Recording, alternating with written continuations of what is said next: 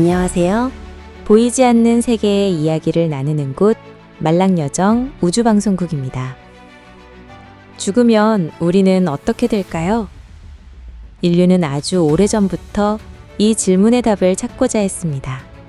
오늘 함께 펼쳐볼 책 나는 사후세계를 기억한다는 그 오래된 질문에 하나의 조용한 이야기를 들려줍니다. 이 책의 저자인 러시아 여성 레라 네크라소바는 어느 날 자신의 전생이었던 미국 남성의 마지막 순간을 생생하게 떠올렸다고 말합니다. 이 이야기가 모두 사실인지는 우리는 단정할 수 없습니다. 하지만 한 가지는 분명합니다. 그녀에게 그 기억은 지금 살아가는 현실보다도 더 선명하게 남아 있었습니다. 심장이 멈추는 순간 이상한 소리가 들렸습니다. 숨을 쉬려 했지만 이미 몸은 제 뜻대로 움직이지 않았습니다. 그리고 눈을 떠보니 저는 제 몸을 내려다보고 있었습니다. 가족들은 제 이름을 부르며 울고 있었지만 아무리 말을 걸어도 제 목소리는 아무에게도 닿지 않았습니다. 이상하게도 슬프지는 않았습니다. 오히려 긴 여행을 마친 사람처럼 마음은 아주 고요했습니다. 이 부분을 읽으며 저는 많은 근사체험 사례가 떠올랐습니다. 흥미로운 점은 문화와 종교가 다른 사람들도 비슷한 경험을 이야기하는 경우가 적지 않다는 것입니다. 몸 밖에서 자신의 모습을 바라보았다는 이야기, 그리고 두려움보다 평온함을 먼저 느꼈다는 이야기. 서로 다른 삶을 살아온 사람들이 놀라울 만큼 비슷한 경험을 들려준다는 사실은 제게 작은 질문 하나를 남겼습니다. 정말 의식은 육체를 넘어 계속 이어지는 걸까요? 그 순간 저는 깨달았습니다. 죽음은 끝이 아니라 단지 몸을 벗어나는 일이었다는 것을요. 육체는 침대 위에 남아 있었지만 저는 여전히 분명한 의식을 가지고 존재하고 있었습니다. 몸은 믿을 수 없을 만큼 가벼웠습니다. 무거운 옷을 벗어던진 것처럼 자유로웠습니다. 그리고 놀라운 사실을 하나 알게 되었습니다. 어떤 사람을 떠올리는 순간 저는 이미 그 사람 곁에 있었습니다. 장소도 마찬가지였습니다. 가고 싶은 곳을 생각하는 순간 저는 이미 그곳에 도착해 있었습니다. 처음에는 모든 것이 신기했습니다. 어린아이가 새로운 세상을 탐험하듯 이곳저곳을 다니며 보고 싶은 사람들을 찾아갔습니다. 두려움보다 호기심이 더 컸습니다. 그러던 어느 순간 사람들의 마음이 그대로 느껴지기 시작했습니다. 슬픔도, 놀라움도, 그리움도 말하지 않아도 모두 전해졌습니다.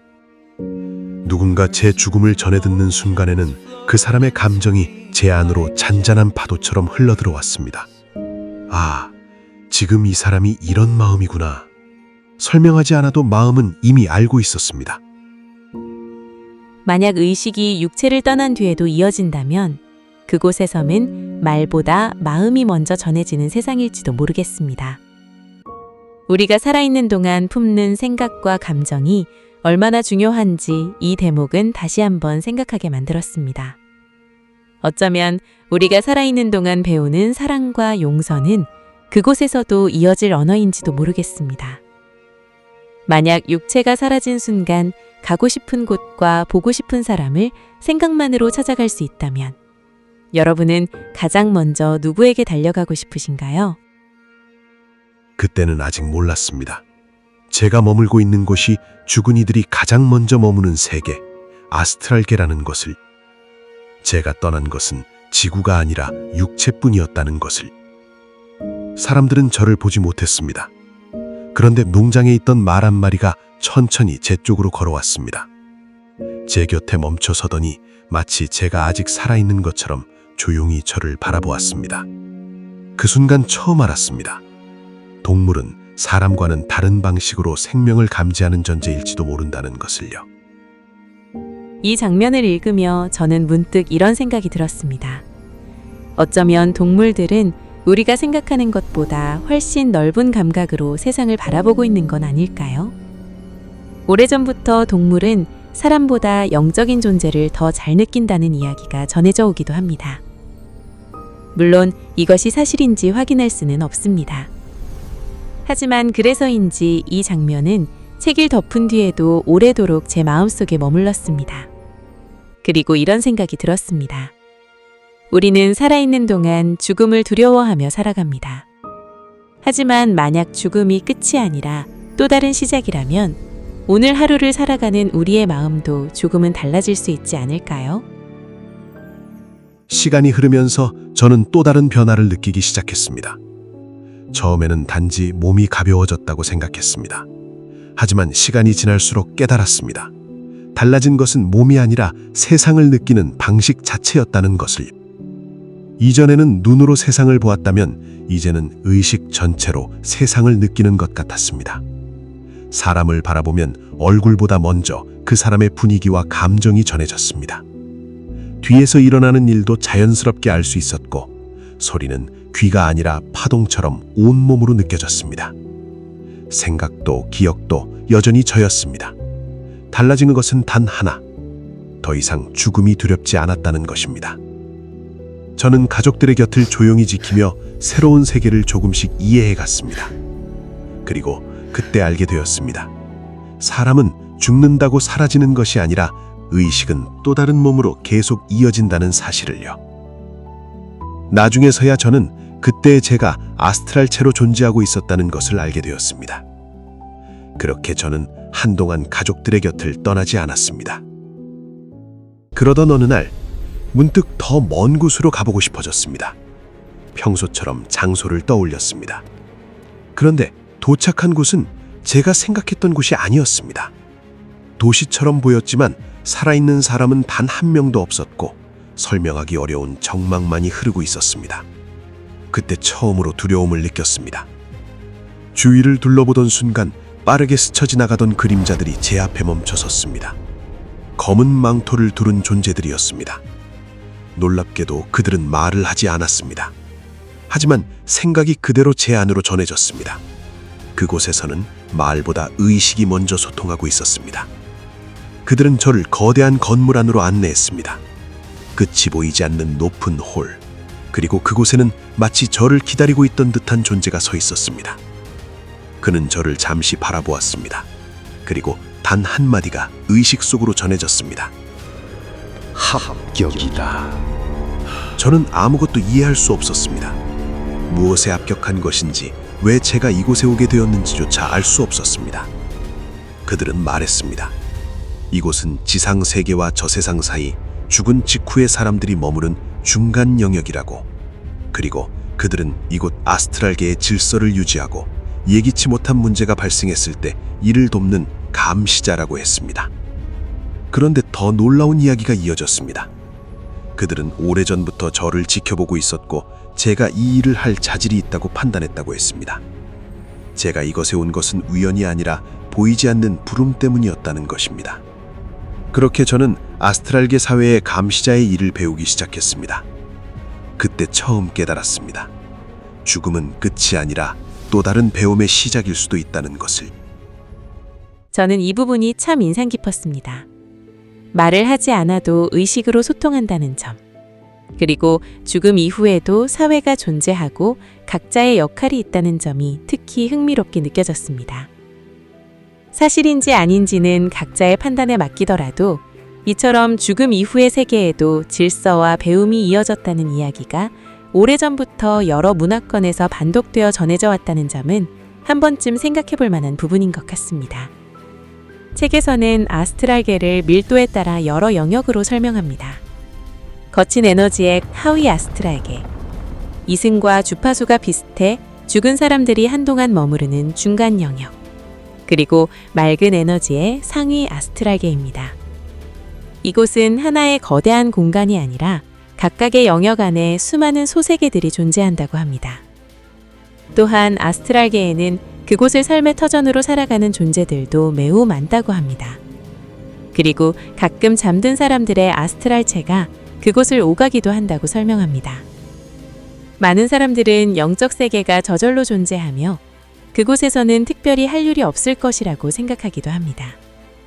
하지만 책에서는 그렇지 않다고 말합니다. 저자가 감시자로 일할 당시의 임무 가운데 하나는 소용돌이처럼 응집된 어두운 에너지를 제거하는 일을 돕는 것이었습니다. 이런 에너지는 사고나 재난, 전쟁처럼 갑작스러운 죽음과 함께 발생한 강한 공포와 슬픔이 쌓여 만들어진다고 합니다. 그리고 이러한 에너지를 그대로 두면 비슷한 파동을 끌어당기는 촉매가 되어 또 다른 부정적인 사건을 만들어낼 수 있다고 설명합니다. 감시자를 거쳐 경찰로 근무하고 있을 때 저는 한 존재를 만났습니다. 천사였습니다. 하지만 제가 상상했던 것과는 전혀 달랐습니다. 날개를 펼친 존재가 아니라 평범한 젊은 남자였습니다. 그런데 설명하기 어려운 따뜻함과 평안함이 느껴졌습니다. 그는 조용히 말했습니다. 이제 저 세상으로 갈 준비를 해야 합니다. 하지만 그 전에 해야 할 일이 있었습니다. 바로 삶과의 마지막 작별이었습니다.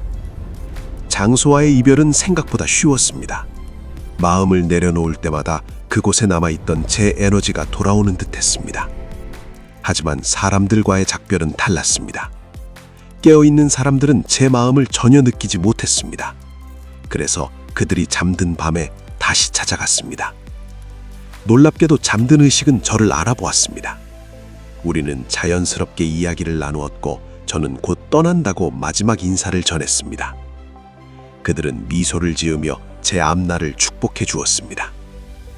눈을 뜨면 기억하지 못하더라도 마음 어딘가에는 그 만남의 온기가 남아 있었을지도 모릅니다. 그때 처음 이런 생각이 들었습니다. 우리는 잠든 사이에도 서로의 아스트랄체를 만나고 있는 것은 아닐까? 어쩌면 꿈은 그 만남의 기억일지도 모릅니다. 이 책을 읽으면서 가장 흥미로웠던 부분 중 하나였습니다. 우리가 꾸는 꿈이 단순한 뇌의 활동이 아니라 아스트랄체가 만났던 기억이라면 어떨까요? 어쩌면 우리는 잠이 든 뒤에도 또 다른 세계에서 누군가와 만나고 있는지도 모릅니다. 여러분은 기억에 오래 남는 꿈을 꾼 적이 있으신가요?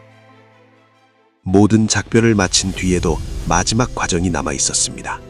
바로 감사였습니다. 행복했던 일은 쉽게 감사할 수 있었습니다. 하지만 아픔과 상처까지 감사하는 것은 쉽지 않았습니다. 그때 천사는 제 삶을 한 편의 영화처럼 보여주었습니다. 그리고 저는 아팠던 기억 하나하나를 다시 바라보기 시작했습니다. 신기하게도 감사를 받아들일 때마다 영혼을 짓누르던 무거움이 하나씩 사라졌습니다. 상처가 붙잡고 있다고 생각했었지만 사실은 제가 그 상처를 놓지 못하고 있었던 것입니다. 그제서야 알았습니다. 상처는 기억보다 훨씬 많은 에너지를 붙잡고 있다는 것을요. 모든 과정을 마치자 천사는 미소를 지으며 말했습니다. 이제 준비가 되었습니다. 그는 설명했습니다. 저 세상은 일정한 진동수를 잃은 영혼만 들어갈 수 있는 세계라고.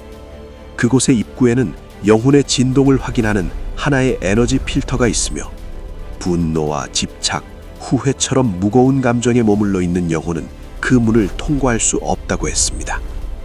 하지만 그것은 벌이나 심판이 아니었습니다. 아직 준비되지 않은 영혼은 연옥이라 불리는 완충의 공간에서 자신의 삶을 다시 돌아보고 부정적인 감정을 내려놓을 수 있도록 도움을 받는다고 했습니다. 그리고 그 준비가 끝났을 때 비로소 저 세상으로 들어갈 수 있다고 했습니다. 이상하게도 두려움은 없었습니다. 오히려 처음 학교에 입학하는 아이처럼 설렜습니다. 그때 깨달았습니다. 죽음은 삶의 끝이 아니라 영혼이 또 다른 여정을 시작하는 문일지도 모른다는 것을. 그렇게 모든 준비를 마치자 수호천사는 조용히 말했습니다. 이제 갈 시간입니다. 그는 따뜻한 빛으로 저를 감싸 안았습니다. 그리고 우리는 빛의 터널을 따라 엄청난 속도로 날아올랐습니다. 눈을 떠보니 저는 저 세상으로 가는 입구에 서 있었습니다. 그곳은 제가 상상했던 것과는 조금 달랐습니다. 유동적이고 반투명한 공간이 아니라 마치 이승의 아름다운 공원처럼 느껴졌습니다. 산책로가 이어지고 벤치에는 사람들이 편안히 쉬고 있었습니다. 누구도 서두르지 않았고 누구도 불안해하지 않았습니다. 그곳에는 말로 설명하기 어려운 깊은 평화가 흐르고 있었습니다. 공기조차 따뜻한 빛으로 숨쉬는 것 같았습니다. 가장 놀라웠던 것은 색이었습니다. 색 하나하나가 살아있는 의식처럼 느껴졌습니다. 지구에서는 한 번도 본 적 없는 깊고 부드러우며 생명력이 살아있는 색들이었습니다. 음악조차 귀가 아니라 영혼으로 들리는 것 같았습니다. 수호천사는 미소를 지으며 말했습니다. 조금 쉬고 계세요. 곧 안내자가 올 겁니다. 그리고 그는 다시 빛 속으로 사라졌습니다. 저는 그 빛이 완전히 보이지 않을 때까지 한참 동안 그 자리를 바라보고 있었습니다. 흥미로웠던 점은 이 책에서 말하는 천사의 모습입니다. 우리가 흔히 떠올리는 날개 달린 존재가 아니라 아주 평범한 사람의 모습이었다고 하는데요. 저자는 천사는 외형으로 알아보는 존재가 아니라 곁에 있는 것만으로도 마음이 깊이 편안해지는 존재라고 이야기합니다. 여러분은 천사가 있다면 어떤 모습이라고 생각하시나요? 또 하나 흥미로운 점은 사람이 저 세상으로 가기 위해서는 아스트랄체를 벗어나야 한다는 내용입니다. 저자는 그것을 의식이 육체를 떠나는 순간과 비슷하다고 표현합니다. 마치 깊은 물속에서 헤엄치다가 수면 위로 올라온 것처럼 몸이 한없이 가벼워지는 느낌이라고 합니다. 그 이유는 아스트랄계의 에너지가 저 세상의 에너지보다 훨씬 밀도가 높기 때문이라고 설명합니다. 또 저 세상의 색은 아스트랄계보다 훨씬 더 다양하고 부드럽고 섬세하다고 합니다. 우리가 흔히 천국은 아름답다라고 표현하는 이유도 어쩌면 그곳의 빛과 색을 인간의 언어로는 모두 담아낼 수 없기 때문인지도 모르겠습니다. 잠시 후 두 사람이 제게 다가왔습니다. 그들은 이곳의 안내자였습니다. 우리 앞에는 응축된 빛처럼 하나의 문이 만들어졌고 우리는 함께 그 빛 속으로 들어갔습니다. 그리고 문을 통과한 순간 제 눈앞에는 너무나 익숙한 풍경이 펼쳐졌습니다. 바로 제가 생전에 살던 집이었습니다. 하지만 기억 속 집보다 훨씬 아름다웠습니다. 시간의 흔적도 낡음도 모두 사라지고 가장 행복했던 순간만 남아있는 듯 했습니다. 조심스레 문을 열자 그곳에는 분명 세상에 남아있어야 할 아내가 저를 기다리고 있었습니다. 더 놀라운 것은 아내도 저도 25살 무렵에 가장 건강하고 빛나던 모습이었다는 것입니다. 곧 어린아이가 웃으며 제 품으로 달려왔습니다. 그 아이는 이미 성인이 된 제 아들이었습니다. 하지만 이곳에서는 3살 무렵에 가장 순수한 모습으로 저를 안았습니다. 그 순간은 말로 표현할 수 없을 만큼 행복했습니다. 하지만 동시에 수많은 질문이 밀려왔습니다. 왜 살아있는 가족이 여기에 있을까? 왜 모두 가장 행복했던 시절의 모습일까? 이곳은 도대체 어떤 세계일까? 그때 저는 아직 몰랐습니다. 죽음 이후의 여정은 끝난 것이 아니라 이제부터 진짜 시작이라는 것을. 그곳에서 지내며 저는 조금씩 깨달았습니다. 죽음은 존재가 사라지는 일이 아니었습니다. 사라지는 것은 육체뿐, 나라는 의식은 그대로 남아 있었습니다. 그때 처음 영혼이라는 존재를 실감했습니다. 영혼은 태어나지도 죽지도 않았습니다. 시간과 공간을 넘어 수많은 삶을 이어오며 우리가 살아온 모든 경험을 품고 있었습니다. 설명할 수 없는 끌림과 직감도 어쩌면 그 기억의 흔적일지 모릅니다.